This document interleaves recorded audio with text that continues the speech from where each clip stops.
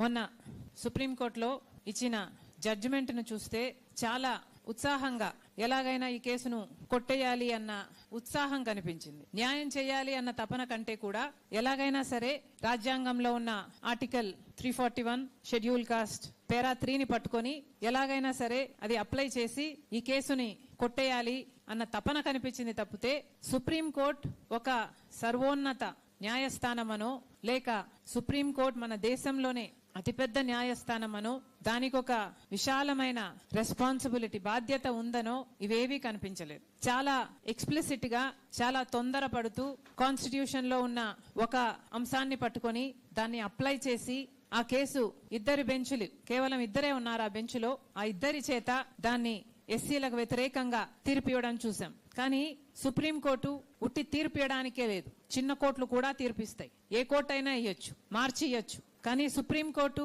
Even more bigger responsibility is in interpreting the constitution spirit ని correct గా interpret చేయడం కూడా సుప్రీంకోర్టు బాధ్యత. అంతేకాదు కాన్స్టిట్యూషన్ గార్డియన్ గా కూడా సుప్రీంకోర్టు ఉండాలి, ఇది కూడా సుప్రీంకోర్టు బాధ్యత. కానీ ఇవేవీ కనిపించలేదు.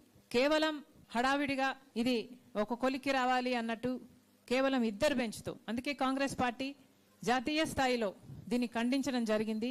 ఇదేమిటిది, ఇద్దరి బెంచ్తో మాత్రమే ఇంత ముఖ్యమైన తీర్పు ఇలా ఇచ్చారు, ఇలా కాకుండా 7 మందితోనో 9 మందితోనో పెద్ద బెంచ్తో ఇది డిబేట్ చేసునుంటే రాజ్యాంగం ఏం చెప్తుంది అన్న ఇంటర్ప్రిటేషన్, ఫైనల్ ఇంటర్ప్రిటేషన్ డిబేట్ జరుగును. కాన్స్టిట్యూషన్ గార్డియన్స్ గా కూడా వాళ్ళు వ్యవహరించాలి అన్న విషయాన్ని మర్చిపోయి చేసినట్టుగా కనిపిస్తుంది. ఎందుకంటే కాన్స్టిట్యూషన్ స్పిరిట్ ని ప్రొటెక్ట్ చేసినట్టుగా ఇది కనిపించటం లేదు, ఇంటర్ప్రిటేషన్ జరిగినట్టుగా కనిపించటం లేదు. అదేవిధంగా కాన్స్టిట్యూషన్ గార్డియన్స్ గా అంటే ఫండమెంటల్ రైట్స్ ని కూడా వీళ్ళు గార్డ్ చేశారు, వీళ్ళు గార్డియన్స్ గా ఉన్నారు అన్న భావము ఎక్కడా కనిపించలేదు. ఎందుకంటే article 14 is saying equality, article 15 is saying prohibition of discrimination, article 25 is saying right to religion. But ఇవేవి పరిగణలోకి తీసుకోకుండా చేయటం జరిగింది. క్లియర్లీ మనందరికీ తెలిసిన విషయం, దెర్ ఇస్ అ కాన్స్టిట్యూషన్ లోనే there is a clear conflict between article 341 schedule caste and article 14, 15 and 25. ఒకే రాజ్యాంగంలో ఒకే కాన్స్టిట్యూషన్ లో ఇలా కాన్ఫ్లిక్టింగ్ ఐడియాస్ ఉండడం వల్లనే ఇది, అందుకే సుప్రీంకోర్టు ఒక క్లాస్ ని అప్హోల్డ్ చేసింది, ఒక క్లాస్ ని అప్లై చేసింది, మిగతా కాన్స్టిట్యూషన్ లో ఉన్న ఫండమెంటల్ రైట్స్ తో సహా అన్ని తుంగలో తొక్కడం జరిగింది. కాబట్టే దీని మీద డిబేట్ జరగాలి, కాన్స్టిట్యూషన్ లో కాన్ఫ్లిక్ట్ లేకుండా అందరం ఏ క్లాసులు అయితే ఉన్నాయో, ఏ ఆర్టికల్స్ ఉన్నాయో అన్ని కూడా కాన్స్టిట్యూషన్ స్పిరిట్ ని అప్హోల్డ్ చేసేటట్టు ఉండాలి తప్పితే ఇలా భావితరాలకు కన్ఫ్యూజ్ చేసేటట్టుగా, కాన్ఫ్లిక్ట్ చేసేటట్టుగా ఉండకూడదు. దానికి చర్యలు తీసుకోవాల్సిన అవసరం ఉంది. ప్రభుత్వము, పార్లమెంటు, సుప్రీంకోర్టు ఇలాంటివి అన్ని కూడా ఇది అరికట్టే ప్రయత్నం చేయాలి. ఎందుకంటే ఇందాక అన్నలు చెప్పినట్టుగా నిజం పుట్టుకతో వస్తుంది, కులం చచ్చిపోయినా కూడా పోదు. ఇది ఒక సామాజిక వ్యాధి, ఇది ఒక చేదు నిజం. వివక్ష అన్నది ఒక వాస్తవం. ఎవరు అవునన్నా కాదన్నా ఇందాక అన్న చెప్పినట్టుగా ఎక్కడా రాసిబడి లేదు, కానీ ఇది వాస్తవం. కుల వివక్ష అన్నది ఉన్నది. ఇది ఎంత అన్యాయం అంటే ఈరోజు ఒక దళితుడు క్రిస్టియన్ గా మారితే ఆయన ఆర్థిక స్థితి మారటం లేదు, ఒక దళితుడు క్రిస్టియన్ గా మారితే ఆయన సామాజిక స్థితి మారటం లేదు, ఒక దళితుడు క్రిస్టియన్ గా మారితే ఆయన మీద జరిగే అవమానాలు తగ్గటం లేదు, ఒక దళితుడు క్రిస్టియన్ గా మారినంత మాత్రాన వాళ్ళ మీద దాడులు తగ్గటం లేదు. దళితుల్ని దళితులుగా చూస్తున్నారు కాబట్టే వాళ్ళ మీద ఇన్ని దాడులు జరుగుతున్నాయి. వాళ్ళ మీద ఇన్ని దాడులు జరుగుతున్నాయి కాబట్టే వాళ్ళకి కొన్ని అప్లిఫ్ట్మెంట్ కోసం కొన్నైనా చేయకపోతే, రిజర్వేషన్లు అయితే ఏమి, లేక SC ST atrocity act protection అయితేనేమి, ఇలాంటివన్నీ వాళ్ళకి ఇవ్వకపోతే వాళ్ళు సమాజంలో పైకి రాలేరు, బ్రతకలేరు అన్న ఉద్దేశంతోనే వాళ్ళకి ఇవన్నీ ఇయ్యటం జరిగింది. ఒకవైపు ఇస్తూ, ఒక చేత్తో ఇస్తూ ఇంకో చేత్తో మళ్ళీ లాగేసుకున్నట్టుగా వాళ్ళు క్రిస్టియన్స్ అయితే ఇవి వర్తించదు అనడం చాలా చాలా అన్యాయం. అంతేకాదు ఒక ఎస్టీ మతం మారినా, క్రిస్టియన్ అయినా ఒక ఎస్టీఏ, మళ్ళీ రిజర్వేషన్లు అప్లై అవుతాయి. ఒక బీసీ మతం మారినా రిజర్వేషన్లు అప్లై అవుతాయి, ఒక ఓసీ మతం మారినా అప్లై అవుతాయి. కానీ ఒక ఎస్సీకి మాత్రం ఇది అప్లై కాదు అంటే ఇది నిజంగానే చాలా దురదృష్టకరం. ఇది ఎవరూ కూడా అంగీకరించలేదు. ఏ కులం వాళ్ళు కూడా ఇది న్యాయం అని చెప్పారు అంటే వాళ్ళు బయస్డ్ గా చెప్తున్నారనే అర్థం.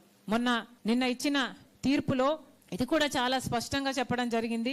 రీకన్వర్షన్ జరిగితే మళ్ళీ ఏ కులంలో పుట్టారో మళ్ళీ ఆ కులానికే వాళ్ళు చెందే అవకాశం ఉంది అని. అంటే సుప్రీంకోర్టే ఒప్పుకుంటున్నట్టు కదా, కులం అన్నది పుట్టుకతో వస్తుంది అని వాళ్ళంతకు వాళ్ళే ఒప్పుకున్నట్టయింది. ఎందుకంటే మళ్ళీ రీకన్వర్షన్ అయినా కన్వర్షన్ అయినా మళ్ళీ పుట్టిన కులానికే పోతారు అంటే పుట్టుకతో కులం వస్తుందని సుప్రీంకోర్టే ఒప్పుకున్నట్టయింది. అంతేకాదు దీంట్లో అసలు నాస్తికుల పరిస్థితి ఏమిటి అంటే ఎస్సీగా పుట్టిన వాళ్ళు, దళితులుగా పుట్టిన వాళ్ళు నాస్తికులుగా ఉండే హక్కు కూడా లేదా? ఎవరిని నమ్మకుండా ఉండే హక్కు కూడా లేదా?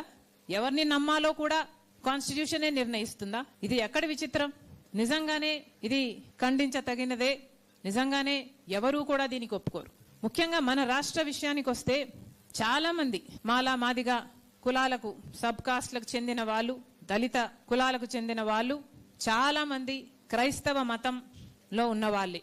ఈ సంఖ్య మన రాష్ట్రంలో 80 లక్షలకు పై మాటే తప్పితే తక్కువ లేదు. అంటే ఇప్పుడు ఈ చట్టం వర్తింపచేస్తే మన రాష్ట్రంలో ఇంతమందికి అంటే దాదాపు 1 కోటి మందికి ఇది అప్లై అవుతుంది. మరి ఇది ఎంత అన్యాయం అంటే మన జనాభాలో దాదాపు 20%కి అన్యాయం జరుగుతుంది. అంటే మన రాష్ట్రంలో మనం ఇంతమంది ఉండికి కూడా వాళ్ళకు అన్యాయం జరుగుతుంటే అది ఆపలేకపోతే ఇక ఇంతమంది ఉండి ఏం లాభం?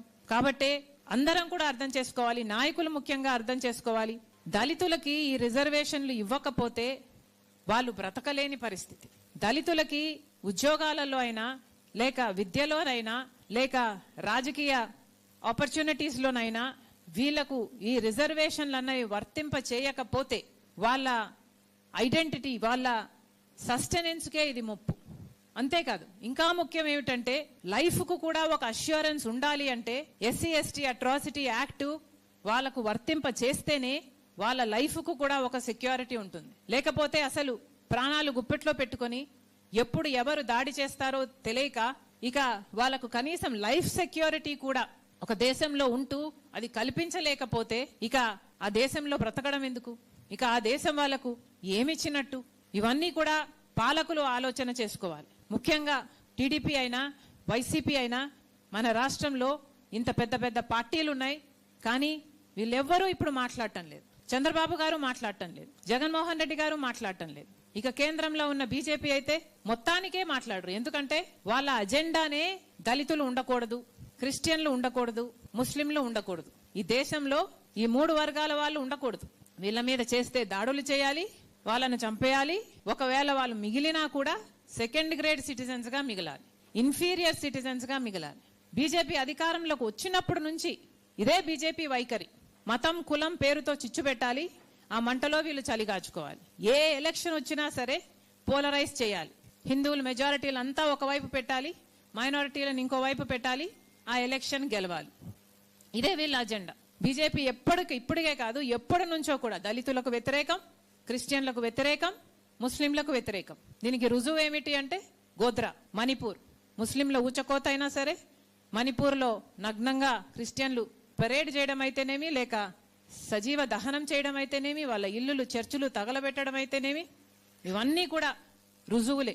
కానీ బీజేపీ వైఖరే ఇది. మతం పేరుతో, కులం పేరుతో జనాలను విడదీయాలి, రాజకీయ లబ్ధి పొందాలి. కాబట్టి బీజేపీ ఇంత క్రూరంగా వ్యవహరిస్తున్నప్పుడు దాంట్లో భాగంగానే మొన్న వచ్చిన జడ్జిమెంట్ కూడా ఇంత క్రూరంగా బీజేపీ వ్యవహరిస్తున్నప్పుడు మన రాష్ట్రంలో ఉన్న పెద్ద నాయకులు ఎందుకు మాట్లాడటం లేదు? చంద్రబాబు గారు ఎన్నికలప్పుడు చెప్పారు, చంద్రబాబు గారు దళిత క్రిస్టియన్లకు ఎస్సీ స్టేటస్ ఇవ్వాల్సిందే, మేము దీనికి కట్టుబడి ఉన్నాం, మేనిఫెస్టోలో కూడా చేర్చినట్టున్నారు ఇఫ్ ఐఎమ్ నాట్ మిస్టేకెన్.